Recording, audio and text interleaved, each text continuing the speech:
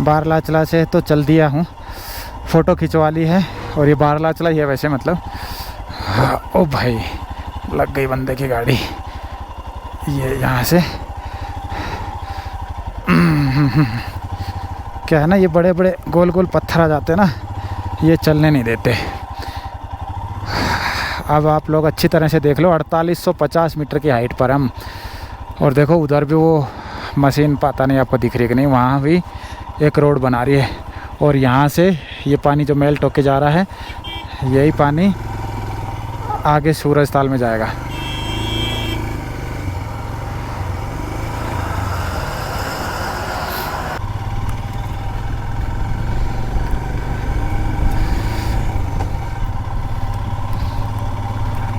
चार 4850 मीटर की हाइट, जो आज की सबसे ज़्यादा रही अभी तक की। मतलब अभी तो और आगे बहुत बड़ी बड़ी हाइट आएगी इससे, लेकिन आप ये देख लो कि 3200 मीटर से 4850, आप कह सकते हो 1700 मीटर के आसपास हम लोग चढ़ गए हैं। और डिस्टेंस लगी है 53 किलोमीटर। 53 किलोमीटर में 1700 मीटर ऊपर चढ़े, और टाइम लगा हमको 53 किलोमीटर कवर करने के लिए 2.5 घंटे। हालांकि 2.5 घंटे नहीं लगते, क्योंकि हमारा एक आधे घंटे का तो फालतू का ब्रेक हो गया जब पानी में गिर गए थे, और बाकी तो खैर ब्रेक नहीं लिया कोई भी हमने। तो 2 घंटा में आप जो है जिस पास से बारलाचला पास पहुंच सकते हैं। और बहुत सी पब्लिक अभी हमें ऐसे मिली, बहुत से लोग जो सिर्फ बारलाचला घूम के वापस भी जाएंगे, ऐसा भी कर सकते हैं। क्योंकि अगर सिर्फ आपको बर्फ़ वगैरह ही देखनी है तो यहाँ तक काफ़ी है, इससे आगे इतनी ज़्यादा बर्फ़ नहीं मिलेगी। इससे आगे पास तो रहेंगे पर विदाउट स्नो वाले रहेंगे। तो अब बारलाचला गया। अब हम यहाँ से देखो, आप सामने गाड़ी दिखाता हूँ आपको। अब यहाँ से हम नीचे की तरफ उतरना शुरू होंगे। थोड़ा सा नीचे उतरेंगे, उसके बाद फिर से ऊपर चढ़ेंगे। पहले अभी इसका क्रॉस कर लेते हैं, सरचू आएगा, फिर देखते हैं। एक और गड्ढा आ रहा है,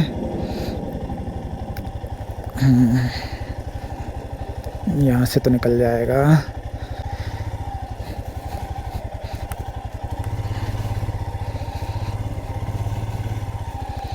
जहाँ पर पैर टिकाने की जगह रहती है ना, वो ज़्यादा रिस्की नहीं लगता। जहाँ पर पानी होता है, पैर टिकाने की दिक्कत होती है ना, उसमें फिर थोड़ा सा रिस्क हो जाता है। तो उसमें आप पिलियन राइडर नहीं रख सकते, उतार देना चाहिए। यहाँ पर रोड वैसे भी ख़राब है, और आपको बता दूँ इस रोड पे ब्लैक आइस जमी हुई है पूरी में। तो यहाँ पर आप ब्रेक नहीं लगा सकते, अगला ब्रेक बिल्कुल नहीं लगा सकते, क्लच दबा के ब्रेक बिल्कुल नहीं लगा सकते। तो ये रहेगा। अब इस तरह के रास्ते आप हमको आगे कह सकते हो आपके 100 किलोमीटर तक मिलेंगे। बहुत ध्यान से जाना है, बर्फ़ है, पानी है, बड़े बड़े पत्थर हैं, स्लिप होने का चांस बहुत ज़्यादा है, तो रिस्क नहीं ले सकते। ये आपको कैमरे में शायद दिख रही होगी, पता नहीं, ब्लैक आइस बहुत ज़्यादा है रोड पे।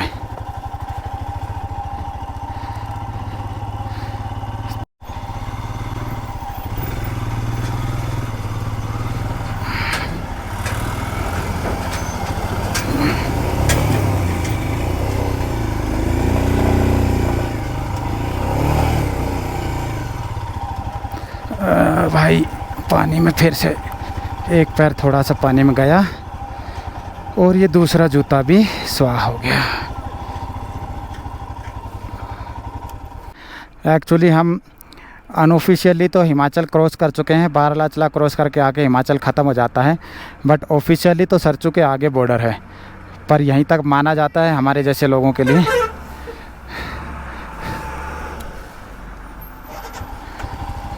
ओके, तो अब हम बस कुछ देर में लेह लद्दाख बाउंड्री में प्रवेश कर जाएंगे। समय हुआ है सुबह के 10:30। अभी अभी सूर्यदेव के दर्शन हुए हैं, नहीं तो बहुत ही फोगी माहौल हो रहा था। और सूर्यदेव के दर्शन होते ही मैंने कैमरा ऑन इसलिए किया है कि एटलीस्ट वीडियो में कुछ थोड़ा बहुत दिख जाए।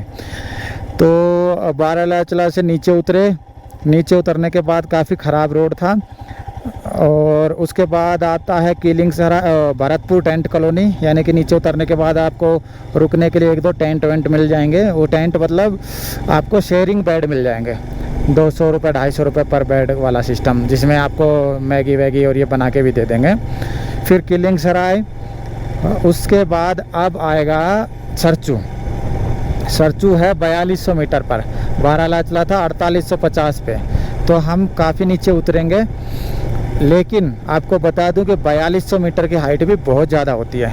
तो बहुत से लोग ऐसे क्या करते हैं कि मनाली से चलते हैं और सीधे सरचू आते हैं। अब मनाली से सरचू की जो दूरी है वो करीब 150 किलोमीटर, ज़्यादा नहीं है, तो लोग डिस्टेंस के हिसाब से तो पहुंच सकते हैं।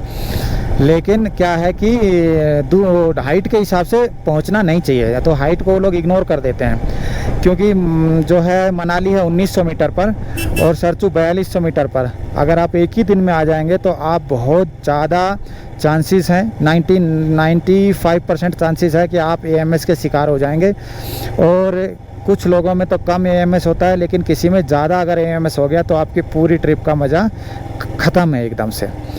ठीक है, तो इसलिए जिस पर रुकना पड़ता है। अब हम सरचू की तरफ जा रहे हैं, उससे पहले रोड अभी थोड़ा सा अच्छा आ गया है। हम ठीक ठाक 40 की स्पीड पर चल रहे हैं और हमारे साइड में, राइट साइड में आपको मैं आगे दिखाता हूँ, सारप नदी शुरू हो जाएगी। सारप नदी वहीं से निकलती है, बारलाचला से निकल के इस साइड आ जाती है, उस साइड में भागा नदी चली जाती है। तो ये सारप नदी जो है, आप इंग्लिश में अगर इसको गूगल पे सर्च करोगे तो टी शार्प लिखना पड़ेगा, टी आगे लगाना पड़ता है जिसमें टी साइलेंट है। तो ये नदी पूरी जमी हुई थी पीछे, अभी आगे शायद थोड़ी बिना जमी हुई मिलेगी हमको, जो मैं आपको दिखाऊंगा। शार्प नदी की ज्योग्राफी में मैं आगे चल के बताता हूँ आपको। तो अभी ये जो रास्ता आया है इसको मैं थोड़ा सा एंजॉय कर पा रहा हूँ, क्योंकि ख़राब रास्ते को मैं एंजॉय नहीं कर पा रहा था, क्योंकि सारा ध्यान बाइक पे और रास्ते पे ही था। एक जोड़ी तो जूते बिल्कुल भीग गए, जो मैंने चेंज कर लिए। दूसरी जोड़ी जूते में से भी राइट साइड का पैर फिर से पानी में चला गया था, जिसकी वजह से एक जूता फिर गीला है, तो मैं गीला जूता ही पहन के चला रहा हूँ। और तीसरे जोड़ी जूता नहीं लाया। तो ये है कहानी। अब थोड़ा सा आप म्यूजिक के साथ रास्ता देखिए।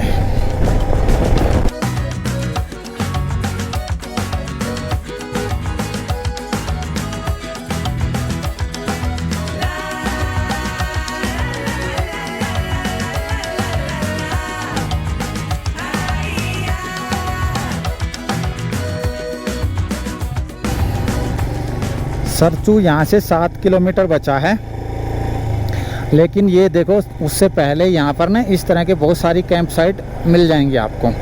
पीछे भी गई हैं कुछ कैंप साइट, मैंने कैमरा ऑन नहीं किया था। ये इस तरह की बहुत सारी कैंप साइट आपको मिल जाएंगी। तो सरचू में और अच्छी जगह है, देखो कितनी सुंदर शानदार चौड़ी वैली है, बहुत बढ़िया जगह है। तो यहाँ रुकने का मन करता है, नो डाउट। ऐसा लगता है कि यार अच्छी जगह है, यहीं क्यों ना रुक जाएं मनाली से चल के, क्योंकि ये डिस्टेंस एक दिन में कवर भी हो जाती है। पर प्रॉब्लम ये है कि ये बहुत हाइट पर है दोस्तों। तो आप ये तो बिल्कुल भी मत सोचना कि मुझे कुछ नहीं होगा, है ना। तो कुछ प्रिकॉशन लेके अगर आप आओ तो आपकी मर्जी है। बाकी इस कोई भी आदमी जो एक्सपर्ट आदमी है वो इधर रुकने के लिए एडवाइस नहीं करते फर्स्ट डे में। सेकंड डे में आप रुक सकते हो, क्योंकि आपकी बॉडी अनुकूल हो जाती है हाइट के। ये कुछ दूरी तक बहुत अच्छा रास्ता आया है, एकदम प्लेन लंबा लंबा सा। तो यहाँ पर जो है पहली बार जिस पास से चलने के बाद पहली बार 5वां गियर लगा है बाइक का, और स्पीड हो गई हमारी लगभग 60 से 70 के बीच में।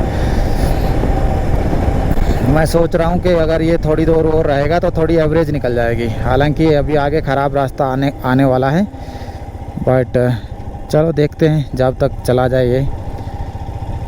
अगर ऐसा भी रास्ता चलता रहा तो कोई दिक्कत ही नहीं है। जितना लेट हुए ना वो सारी एवरेज निकल जाएगी और शाम को पहुंच जाएंगे आराम से लेह तक। देखो पहाड़ों की संरचना भी देख लो आप, कलर्स। और वो सामने वाला पहाड़ देखो, ऐसा लग रहा है उस पर दाढ़ी उग आई है, काले काले जैसे दाढ़ी के बाल नहीं होते नीचे जटासी, उस तरह का दिख रहा है। और वैसे लाल रंग का है। और क्या मतलब, आदमी की इमेजिनेशन होनी चाहिए, कुछ भी सोच सकता है। बहुत अलग अलग डिज़ाइन बने पहाड़ियों पे।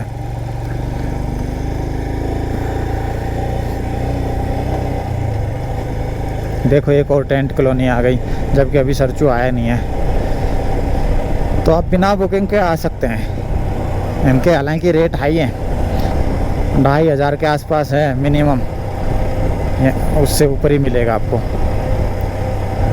क्योंकि ये टेम्परेरी टेंट्स होते हैं। और ये जो हैं अक्टूबर कहाँ सितंबर के लास्ट तक चले जाते हैं यहाँ से। तो ये 2-3 महीने ही अपनी कमाई वमाई करते हैं। ये है भाई सरचू, और यहाँ पर लेह डिस्ट्रिक्ट शुरू हो गया ऐसा, मतलब बाई पोस्ट वहाँ है। देखो कितने सारे यहाँ पर ये ना बहुत सारे ये मिलेंगे आपको। ये देखो, ये यहाँ पर आप आराम से रुक सकते हो। 200 रुपये पर बेड। जो पीछे टेंट थे, उन टेंटों में जो आप 2,500-3 हज़ार रुपये दोगे, उससे अच्छा 200 रुपये पर बेड लो, आराम से रुको। गर्म होते हैं अंदर से, टॉयलेट बाथरूम सब होता है यहाँ पर, ठीक है।